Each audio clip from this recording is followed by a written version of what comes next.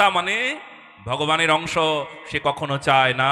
যদি চায় তবে দুষ্ট মন চায়, ওই দুষ্ট মনকে শাসন করবার দায়িত্ব তার নাম সাধনা।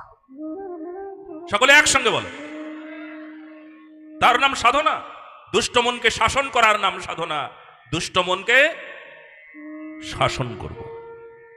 ধর্ম মানেই দুষ্ট মনকে শাসন। এই দেখো, ধর্ম শব্দ ব্যবহার করো, ধৃ ধাতু, যার অর্থ ধারণ। আর ধর্ম মানে কি ধারণ করবে? কি ধারণ করবে গো? সত্যকে ধারণ করবে, নীতিকে ধারণ করবে। ধর্ম, শাস্ত্র। শাস্ত্র শব্দের অর্থ শ্বাস ধাতু। কি ধাতু? শ্বাস ধাতু, যার অর্থ শাসন। তো ধর্ম কি বলে? শাস্ত্র যা, শাস্ত্র বিহিত কর্ম, তার নাম ধর্ম। আর শাস্ত্র মানে শ্বাস ধাতু। শ্বাস ধাতুর অর্থ কি? শাসন। শাসন মেনে নেওয়ার নাম ধর্ম। শাসন মেনে নেওয়ার নাম শাস্ত্র সম্মত চলা। বলো না গো রাধে রাধে।